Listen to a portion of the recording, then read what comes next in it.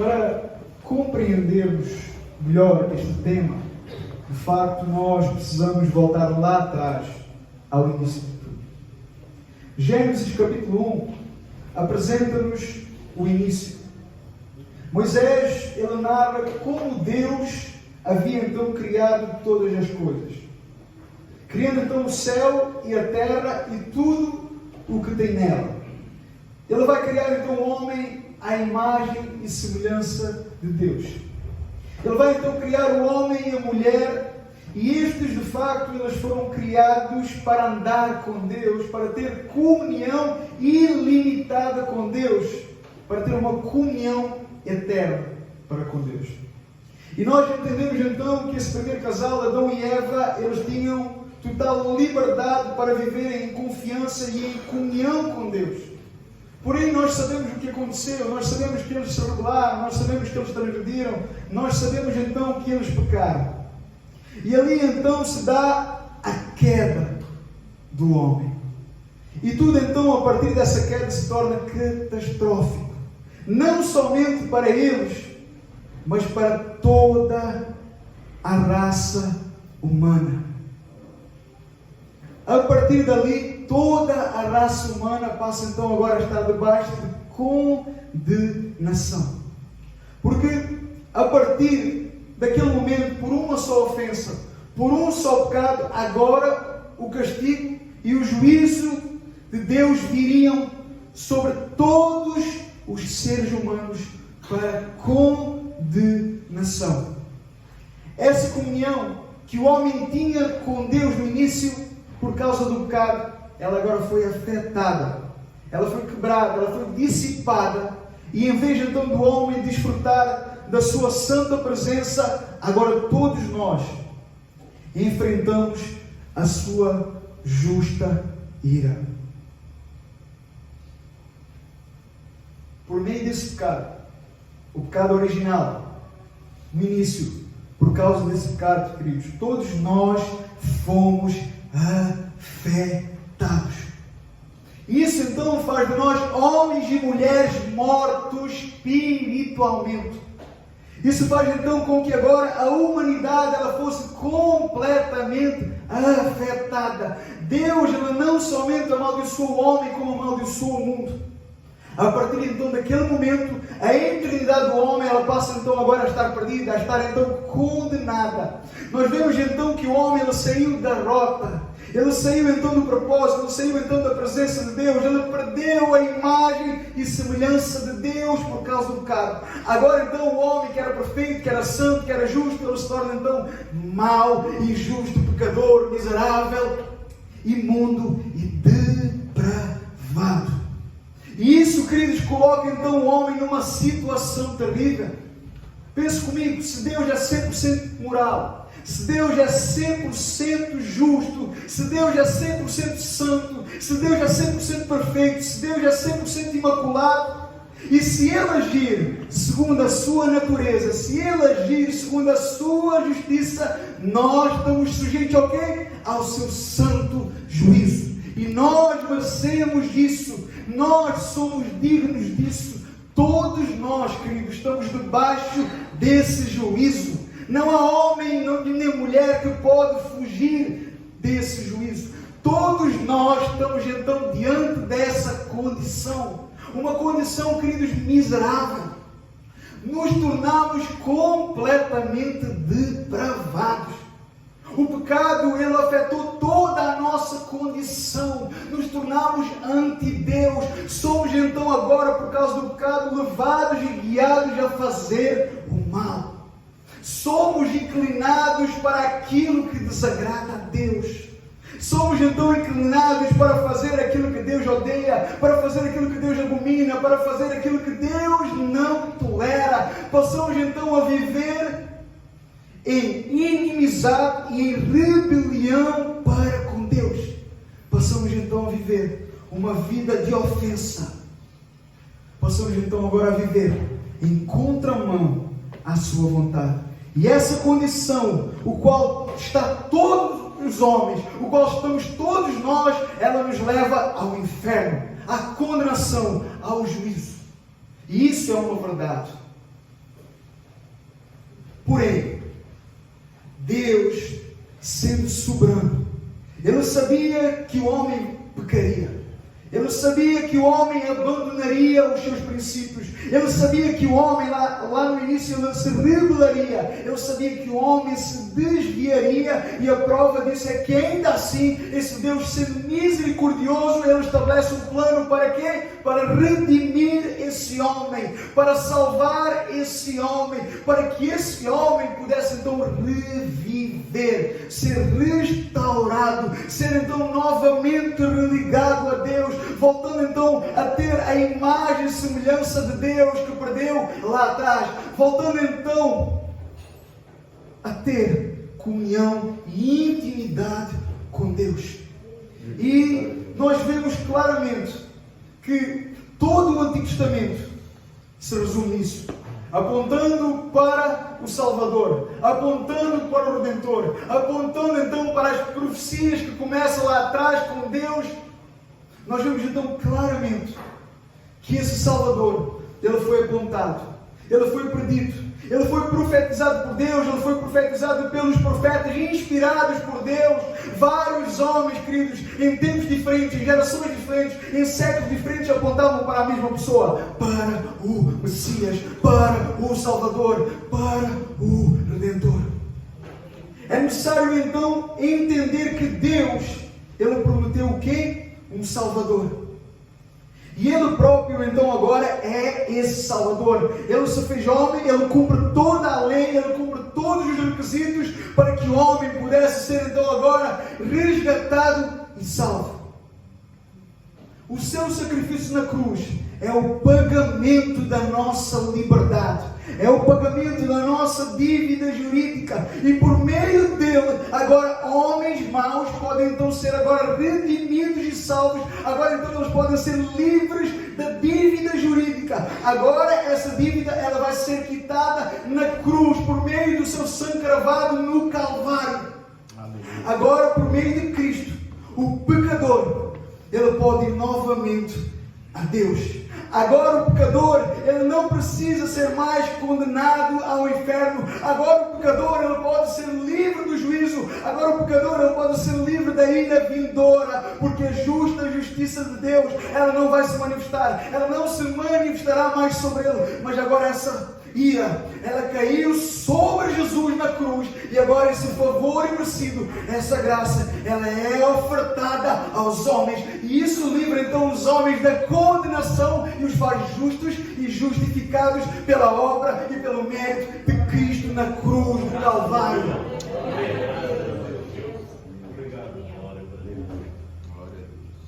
Então nós entendemos claramente que esse foi o plano da salvação concebido pelo próprio Deus e confirmado pelo próprio Deus. Entenda que Jesus é o plano. Jesus é a confirmação do plano e Jesus é a consumação do plano. E esse então é o propósito da vinda de Jesus e da sua breve passagem nesta terra há 2020 anos atrás.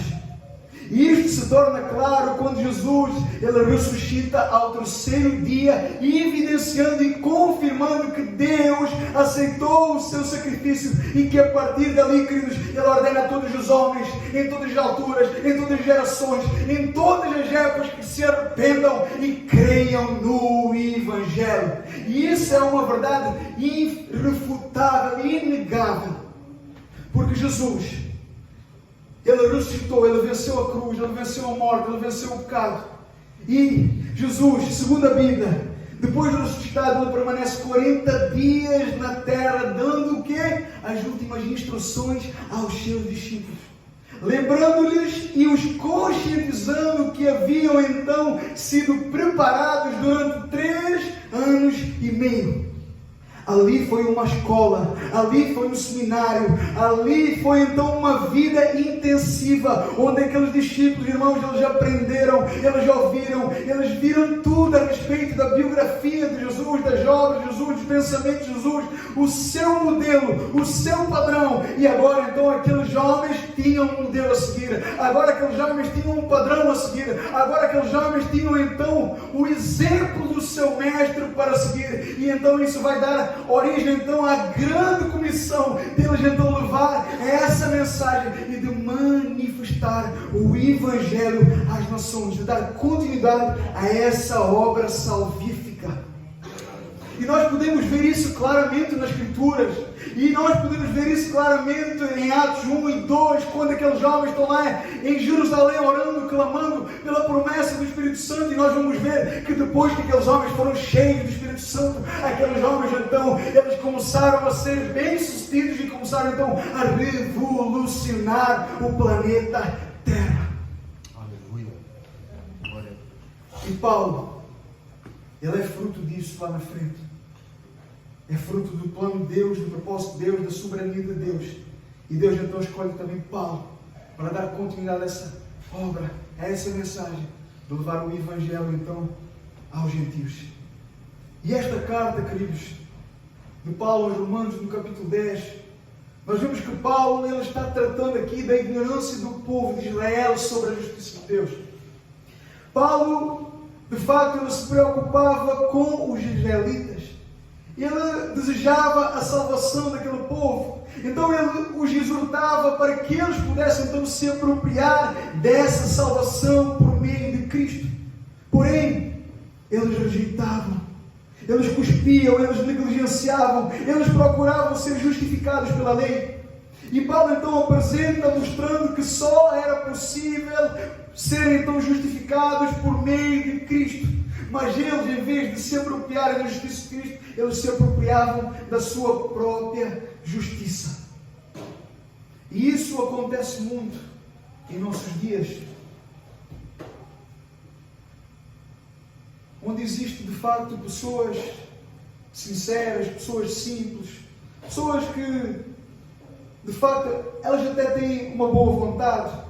Elas, aparentemente, elas parecem ser religiosas, discípulos, cristãos. Aparentemente, elas aparentam ser pessoas piedosas. Porém, elas, ainda assim, elas negam as Escrituras.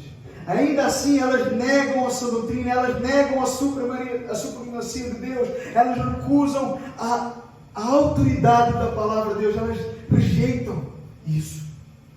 E com os judeus não era diferente. Os judeus, de facto, ali, eles não entenderam o papel de Cristo. Eles não compreenderam, então, a sua relação com a própria lei. Eles não conseguiram, então, enxergar que Jesus era o cumprimento da lei. E somente os que entendessem e crescem poderiam, então, ser, de facto, conduzidos à graça e ao favor imerecido através de Cristo. Porque a salvação, ela não dependia da obediência perfeita à lei, mas ela dependia sim da fé na pessoa e da obra de Jesus. E essa fé na pessoa de Jesus, ela só poderia vir por meio do Evangelho. Ela só poderia vir por meio da pregação do Evangelho, por meio da proclamação do ministério da reconciliação entre Deus e os homens, por intermédio de Jesus, o qual então aqueles judeus, eles crucificaram e rejeitaram Jesus.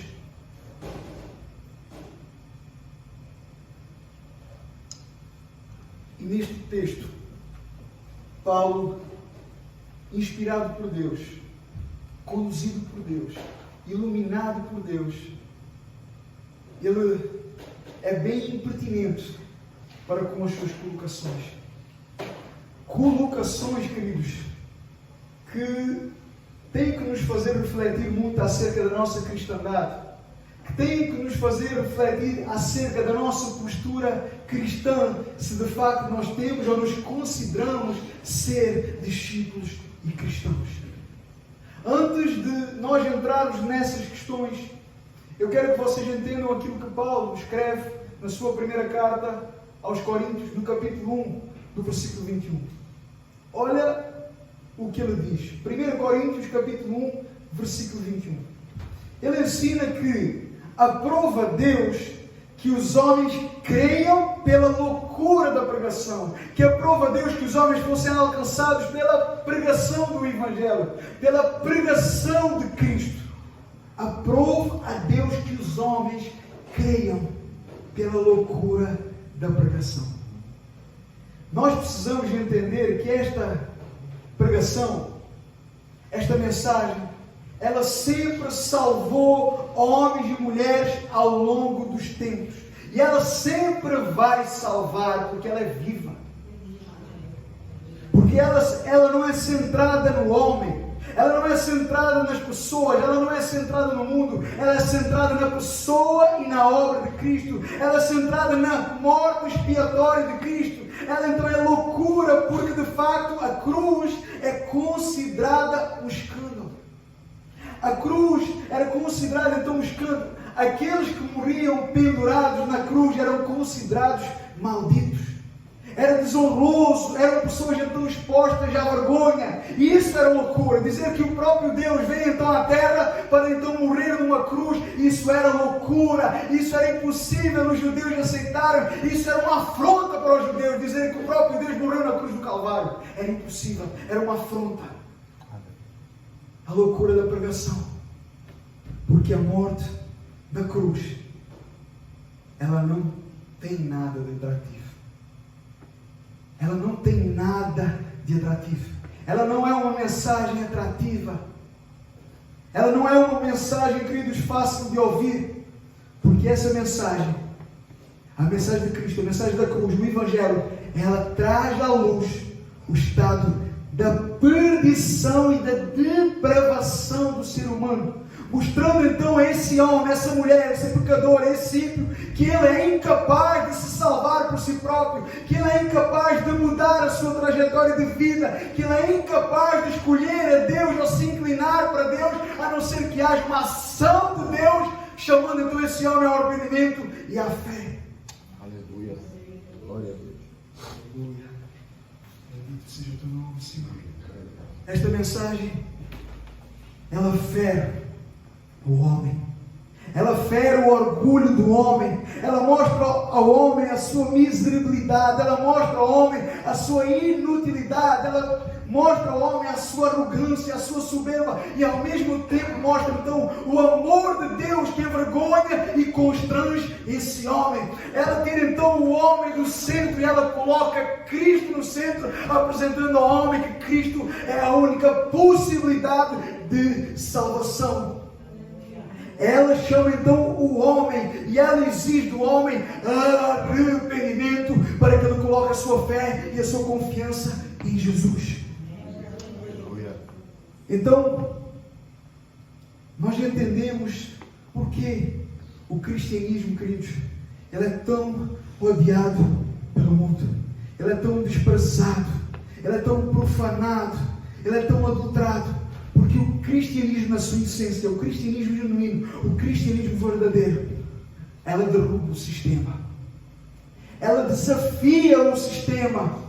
Ela bate de frente contra o sistema. Ela bate de frente contra o homem. E ela coloca o homem no seu devido lugar, chamando esse homem ao arrependimento. Diante disto, eu quero fazer algumas considerações e colocações seguindo o raciocínio de Paulo. Em nome de Jesus, ouçam bem, prestem atenção. Olha o que ele diz: como, porém, invocarão aquele em quem não creram? E como crerão naquele de quem nada ouviram? E como ouvirão, se não há quem pregue?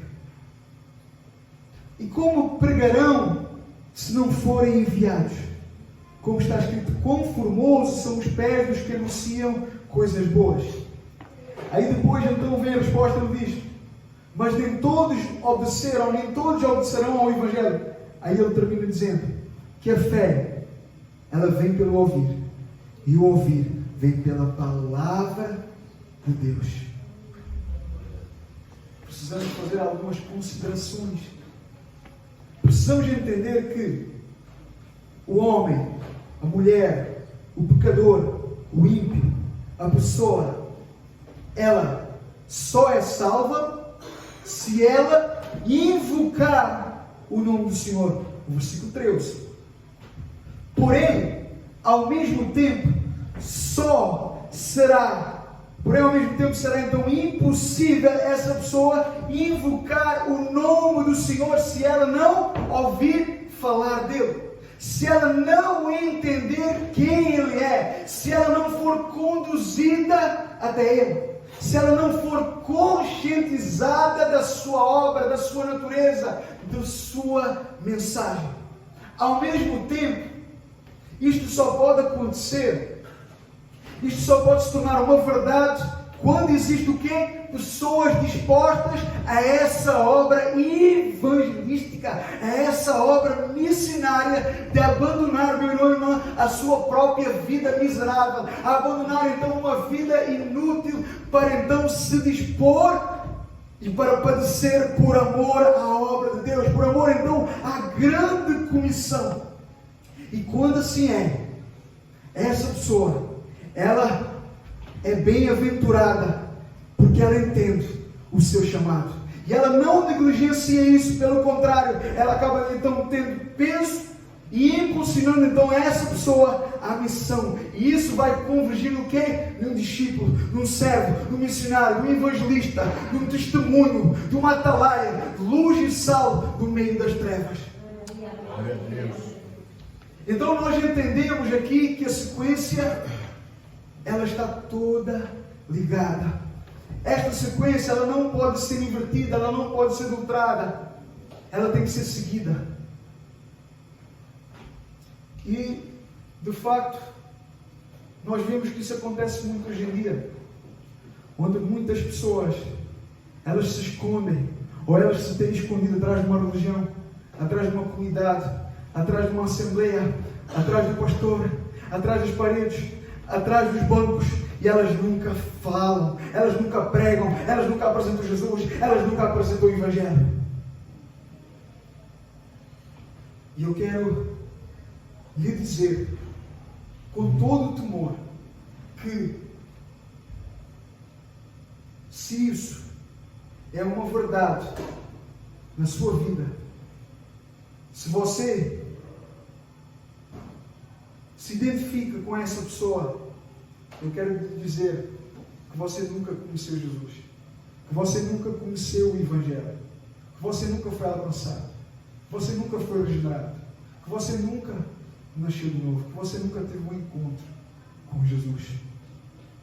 E isso significa que até ao dia de hoje você está reprovado por Deus e não é uma pessoa salva.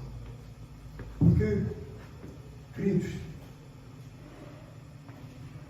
a evidência de uma pessoa salva, a evidência de uma pessoa que foi levada e conduzida à fé, a evidência de uma pessoa que foi levada e conduzida ao Evangelho de Cristo, ao conhecimento de Deus, a sua vida muda, as suas obras mudam, as suas atitudes mudam, a sua história muda, os seus pensamentos mudam, as suas convicções mudam, o seu estilo de vida muda, o seu falar muda, há uma mudança radical na sua vida, a pessoa é completamente afetada e isso vai convergir em missões, em testemunhar, em evidenciar Cristo, em falar e anunciar Cristo ao mundo e manifestar então a salvação sobre as pessoas que ainda estão mortas em seus delitos e pecados. Aleluia. Nós não somos salvos pelo nosso mérito, pelas nossas obras, mas nós somos salvos para produzir as boas obras, para manifestar Cristo e apresentar então Cristo ao mundo. Aleluia. Foi isso que os discípulos de Jesus fizeram. Foi isso que os apóstolos fizeram. Foi isso que os pais da igreja fizeram. Foi isso que os reformadores fizeram. Foi isso então que todos os homens e mulheres que têm sido alcançados ao longo dos tempos, ao longo das gerações, de receber o Evangelho e de carregar e dar continuidade a essa mensagem gloriosa que resgata pecadores do inferno, que é o que eles merecem, e os dá aquilo que eles não merecem, que é o céu. E isso é graça. De graça recebemos, de graça damos. Fomos alcançados para alcançar outras vidas. Somos resgatados para resgatar outras vidas. Somos então conduzidos para conduzir outras vidas. Somos então justificados, queridos, para justificar outras vidas. Somos regenerados para levar então outras vidas a essa regeneração. Somos então perdoados para levar esse perdão. Somos reconciliados para levar essa reconciliação. Fomos religados para levar essa religação. Feche seus olhos. Feche seus olhos em nome de Jesus. Ouça bem em nome de Jesus.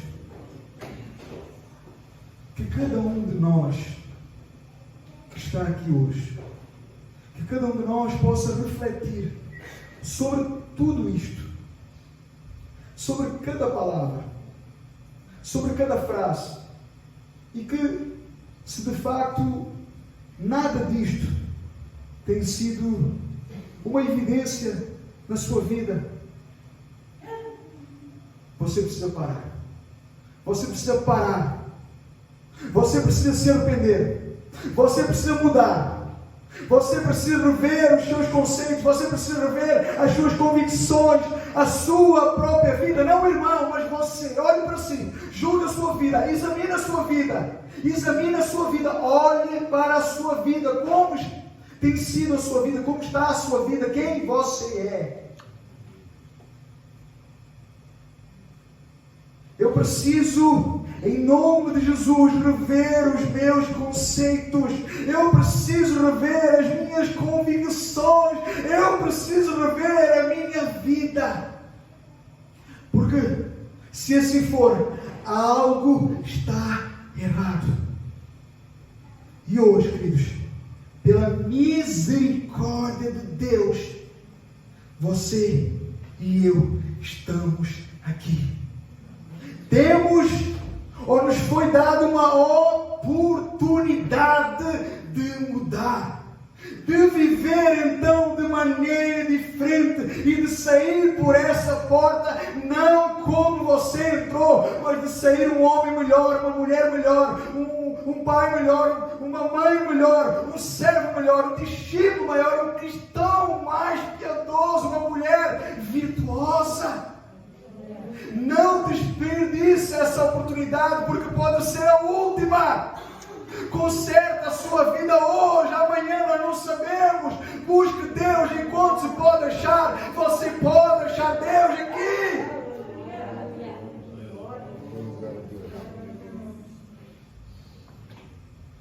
Saia daqui como uma pessoa diferente. Saia daqui como um homem transformado, como uma mulher transformada, como uma pessoa quebrantada, ainda como uma pessoa que reconhece que a sua vida até o dia de hoje está errada, mas hoje é o momento de mudar, hoje é o momento de se arrepender, hoje é o momento de se converter, hoje é o momento de se consertar diante de Deus. Amém. Não desperdice isso, não desperdice essa oportunidade. Eu finalizo citando um homem chamado George Whitefield. Este homem, ele viveu no século XVIII e é considerado um dos maiores missionários que passou pela terra após a ascensão de Jesus aos céus. Este homem, ele pregou durante 35 anos em Inglaterra e nos Estados Unidos, e parte do seu ministério foi nas ruas, foi nos campos, pregando ao ar livre, porque a igreja rejeitou, porque os templos rejeitavam, porque o sistema rejeitou, e aquele homem começou a pregar nas ruas para multidões, e a história diz que multidões se converteram através da vida desse homem, através do testemunho, através da fidelidade que esse homem tinha para com as Escrituras. Ele honrava a Deus e Deus honrava ele. E esse homem, irmãos, esse homem, ele incluiu Ele incutiu na sua vida um princípio extraordinário. Ouça! Que fez com que ele se tornasse um grande exemplo a seguir. Aquele homem, ele era tão intenso, tão intenso, tão intenso, ao ponto de ele viver a cada dia como se fosse o seu último dia na terra. Ele fazia então de todos os momentos de oportunidade do seu dia a dia, como se fosse então a última vez que ele fosse pregar o Evangelho, e também a última oportunidade que os seus ouvintes, que as multidões, que as pessoas tivessem para ouvir o Evangelho. Que nós possamos nos conscientizar disto. E que nós possamos seguir o exemplo deste homem. Que isto traga peso sobre a sua vida em nome de Jesus. Que isso traga peso sobre a minha vida. Que isso traga temor e tremor sobre as nossas vidas. Nós abrimos as mãos, nós declaramos ser, mas nós não estamos vivendo, nós não estamos evidenciando isso. As pessoas estão morrendo, as pessoas estão perecendo, as pessoas estão padecendo. Nós precisamos nos dispor, nos envolver, nos colocar na brecha. Senhor, eis-me aqui, envia-me a mim. Nós precisamos nos dispor, ser uma igreja envolvida nas missões, uma igreja missionária, uma igreja evangelística, onde homens e mulheres não se envergonham no Evangelho. Que nós sejamos esses homens, que nós sejamos essas mulheres, que nós sejamos essa igreja, em nome de Jesus. Curva a sua cabeça, vamos fazer uma oração.